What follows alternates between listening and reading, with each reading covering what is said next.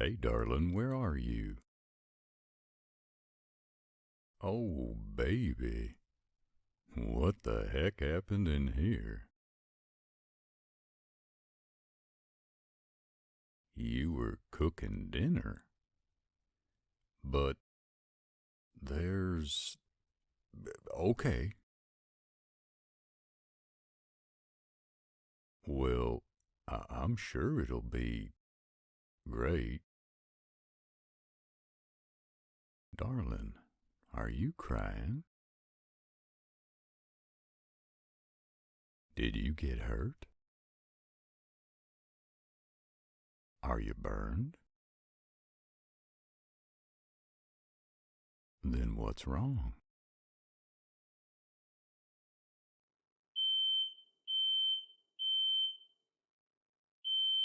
Scoot back, baby. Let me get this thing out of the oven.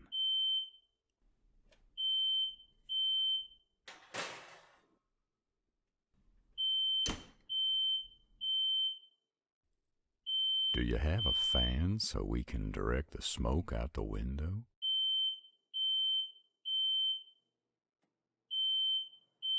There. That's better. Come here, babe. Tell me what this is all about. Yeah, I know we're hosting this year's dinner. So this was a practice run. Well, practice is good, but darling, you forgot one thing. We're hosting, you and me, together. You watch my back and I'll watch yours. And we set timers. Yeah, timers are important when you're cooking, darling. It's easy to get distracted when you're juggling so many dishes.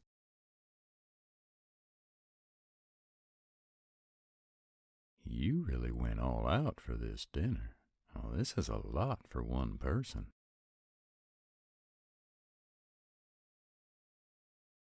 Darling, I appreciate the thought. I really do. I love your surprises, but I also love doing things with you. Well, teamwork helps these things go more smoothly. Be careful, babe. I don't want you to slip. Oh, there's flour everywhere. It's even on your gorgeous butt. Well, that gives me some less than wholesome ideas, and I'm trying to be a gentleman here. Well, let's get this place cleaned up, and then we'll make dinner together. You might have a point. It'll likely take a little bit for the charcoal smell to dissipate. I'm just teasing. You're not the first person to set yams on fire. Well, that black stuff was sure smoking enough to be on fire. Marshmallows? Those were marshmallows. Huh. No, I don't. I usually go with pecans. Well, for starters, they're less flammable, and I'm not a huge marshmallow fan.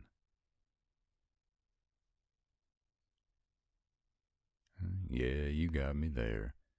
I do love marshmallow crispy treats. Especially yours. You make the best ones I've ever eaten. Yeah, you're right there too. I do love s'mores. Okay, I guess I do like marshmallows. In certain instances, but they have to be surrounded by good stuff. Oh, wait a minute. Baby, did you add those especially for me? Darling, I don't deserve you. You know that, right? It doesn't matter that it burned. Well, that doesn't take away from what you had planned and why you went to all this work. Well, I appreciate that you put so much thought into this dinner, and I'm sorry I threw you a curveball with the yams. For the record, though, I'm sort of particular about when and how I eat marshmallows.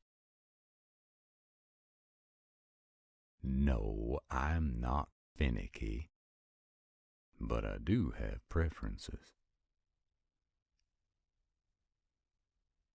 Well, for instance, I prefer the flower handprint adorning your butt to be mine. Yeah, I guess there is a bit of a caveman in me. Well, I have been known to do a bit of spelunking. No, it usually isn't much fun. Well, I'm too big to fit comfortably in most caves.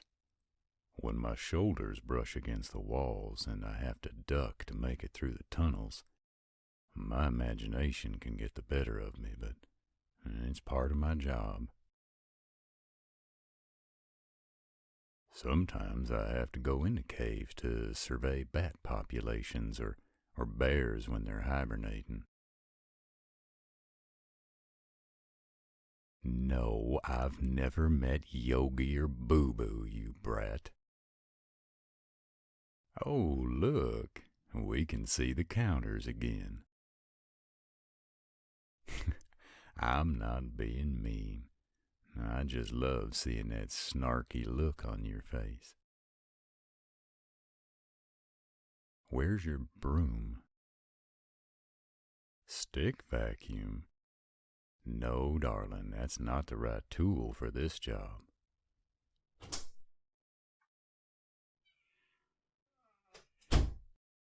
Hey now, it's important. Every tool has a special purpose. You gotta use the right one for each job.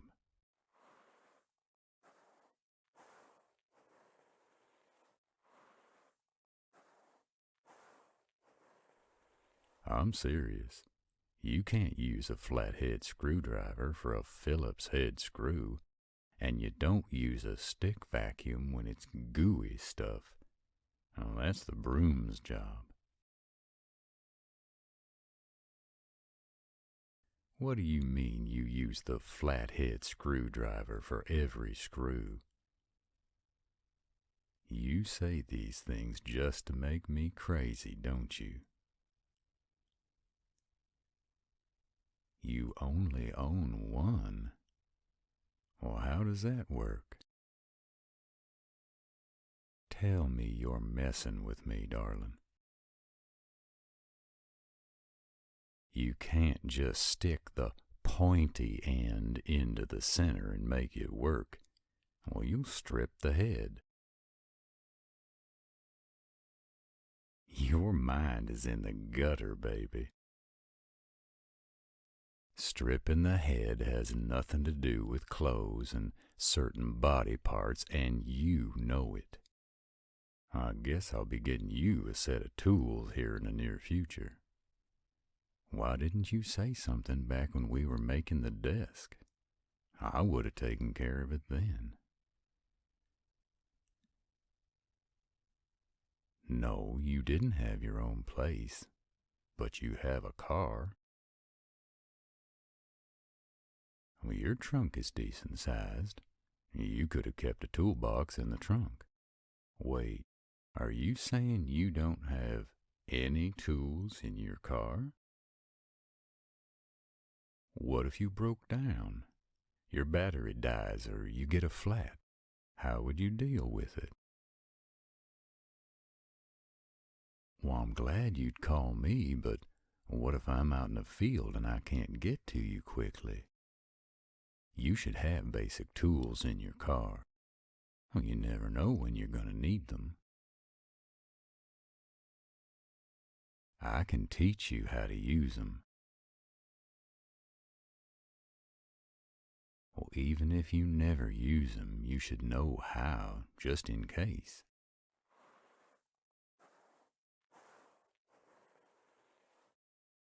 Hand me the dustpan and we'll get this mess scooped up.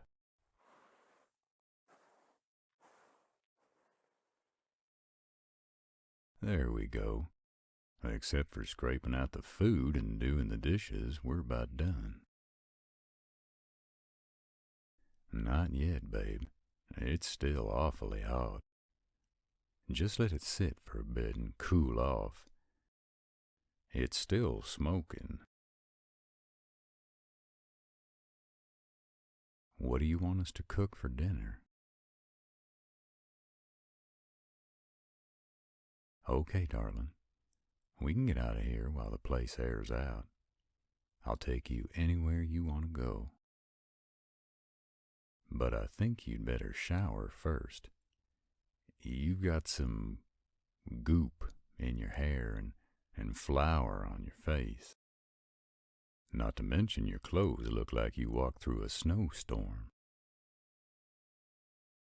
Oh, it's a cute look on you, but everything you wear looks fantastic. So where do you want to go? While you're showering, I'll get a table reserved. Oh, good choice. Darling, it's not nice to tease me like that. You know that if I shower with you, we'll never get to dinner, and I know you're hungry. You've sent me about a zillion texts about how hungry you are and how I needed to get over here ASAP. Well, no worries there. I think it might be an hour or so before it cools off. I'd love to see that look on your face. That look, that promise of retribution as you struggle not to laugh. I'll admit you are a badass, and if you set your mind to it, you'd likely kick my butt. But you've also got a wicked sense of humor. It's one of the many reasons why I love you.